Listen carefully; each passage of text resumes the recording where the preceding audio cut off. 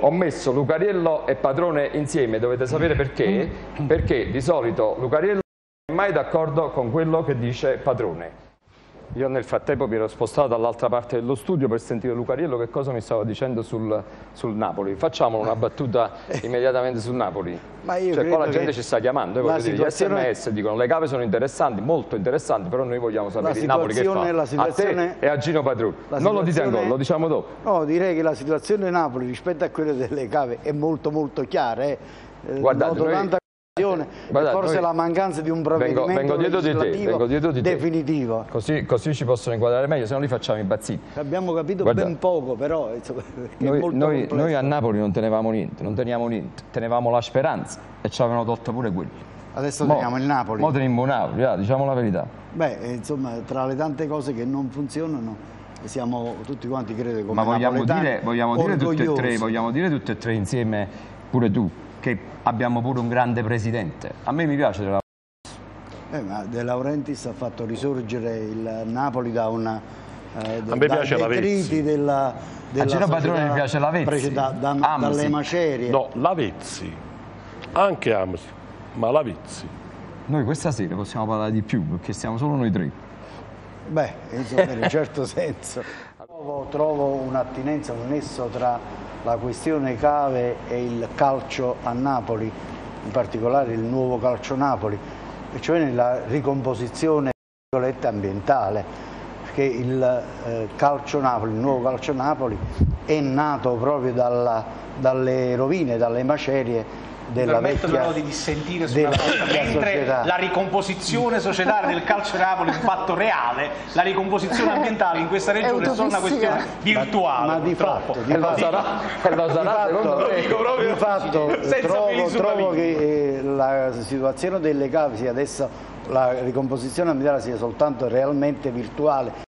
Di qua c'è la concretezza di una squadra che sta facendo onore alla città. Non lo so se prendendo spunto dalla situazione del calcio si possa arrivare anche a delle soluzioni nella questione delle cave, che mi sembra un argomento così lontano dalla soluzione che realmente si arriverà altro che 2013.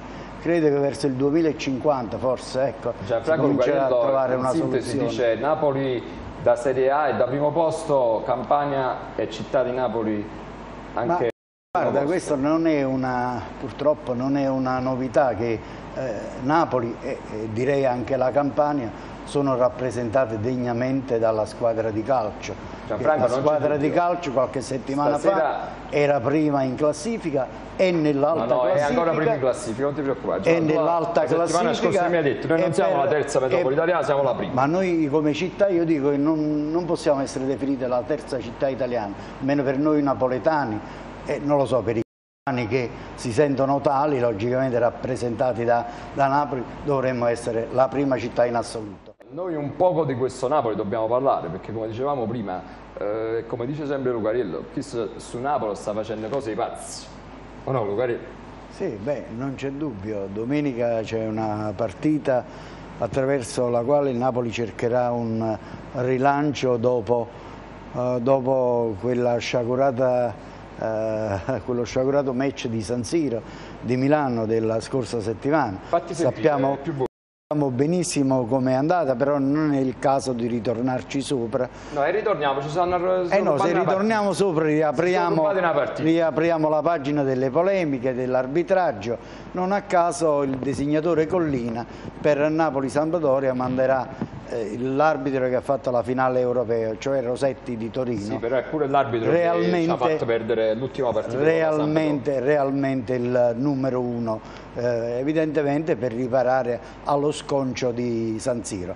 La squadra è molto motivata, è molto caricata, giocherà Denis in coppia con Lavezzi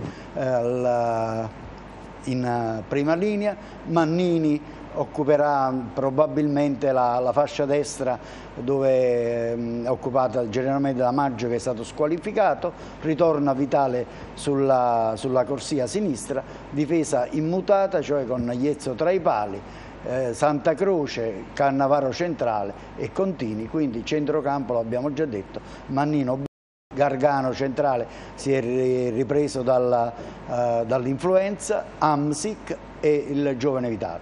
Prima linea Dennis con lo straordinario Lavezzi, dal quale tutti quanti si aspettano delle magie. Gianfranco Lugariello, il presidente De Laurentiis, come tutti i napoletani, sono scaramantici. Rossetti sarà pure uno dei migliori arbitri che c'è oggi in circolazione, ma il 1998 è l'ultima partita che c'è la Sampdoria ha vinto a Napoli. Vabbè, la stai scavando proprio dal cascione, caro Antonio. Come si suol dire? L'ultima partita della Sampdoria ha vinto a Napoli. Hai fatto bene a dirlo, perché così funzionerà. Perciò dico, ragazzi, funzionerà come scaramanzia. Ragazzi, tutti quanti regalate cornicini, quello che volete. Sentiamo un attimo Padrone che dice che il Napoli domenica... Sono sempre ottimista. Il Napoli è più forte forse anche del Milan. Del Milan? Sì. Questo è certo. Se fino ad oggi avete detto che c'era l'Inter e il Milan davanti a Napoli, ho seri dubbi che il Milan sia più forte di noi. Se non avessero squalificato Maggio, espulso Maggio, forse, certamente non avremmo perso secondo il mio pronostico, ma forse avremmo anche vinto a Milano. Ho visto un Lavezzi che 3 volte Ronaldinho, e domenica la Cassano andrà a cedere stavolta la maglia a Lavezzi. Ronaldinho a Milano, Cassano a Napoli, perché Lavezzi è uno dei più grandi giocatori del mondo, Antonio. Non sarà... Però c'è stata anche una marcia in più di un mio concittadino. Chi è questo concittadino? Il portiere, Yates. Io grande parata. Amavo Castellammare fino a questa sera. Dopo questa legge... E certo, con 10, 20, 30 e 40% Castellammare non la va più. Dottore Padrone, ci hanno chiesto che uno di noi, come la chiamano, deve dare il pronostico. Il pronostico Napoli 3, Sampdoria 1. Allora, mi raccomando, giocatevi 3-1, così vediamo anche l'audience della trasmissione, anche se noi abbiamo i dati audio. 3-1 perché Iezzo farà in modo che un gol lo farà passare per una questione di sportività, così, altrimenti è 3-0. Comunque poi diciamoci la verità, ma comunque sto facendo una battuta, vabbè, chiaramente, ma comunque Dennis sta segnando sempre, qui. Ma Dennis è bravo, lo ripeto ancora, diamo questo 10 alla Vezzo con 2 stellette. Statevi attenti a Dennis, perché dove sta segna, senza problemi. Sindaco, allora Casertana, vediamo un attimo le email, perché quando si parla arrivano ancora. Sì, Antonio, in modo molto scherzoso Dino da Somma ci scrive: c'è una soluzione nell'immediato per cercare di diminuire questo forte impatto ambientale, forza Napoli, e aggiunge sperando che non ci siano juventini in studio. Dottore Padrone, sempre sul Napoli. Sul Napoli che devo dire? Lo ripeto, il Napoli sicuramente, e gioca qualsiasi, andrà in Champions quest'anno, quindi il pronostico di Lugariello è vero, va bene? Dottore Padrone, però Corbo non si è fatto più sentire. L'ho visto ieri pomeriggio, è venuto a trovarmi in ufficio e ha detto che io non ricordo che ha detto che aveva paura dell'arbitro, è vero questo? Certo. Ha indovinato anche lui il pronostico sull'arbitro. Io lo indovino domenica con la Sampdoria. Napoli 3, Sampdoria 1. Gianfranco? Pinone al San Paolo, grande prova di attaccamento, nuova grande prova di attaccamento da parte dei tifosi. Credo che domenica pomeriggio al San Paolo saranno 50-60 mila per dare un grande sostegno per il rilancio immediato della squadra. Facciamo un altro applauso a De Laurentiis, che ha messo a 50 centesimi i biglietti per chi non è potuto andare nelle curve per no? No, per mercoledì sera ci sarà la partita Napoli-Salernitana per la Coppa Italia. Il presidente De Laurentiis ha deciso di concedere agli abbonati delle 2 curve l'ingresso al prezzo simbolico nello stesso posto occupato nelle curve dai rispettivi abbonati, al prezzo simbolico di 50 centesimi.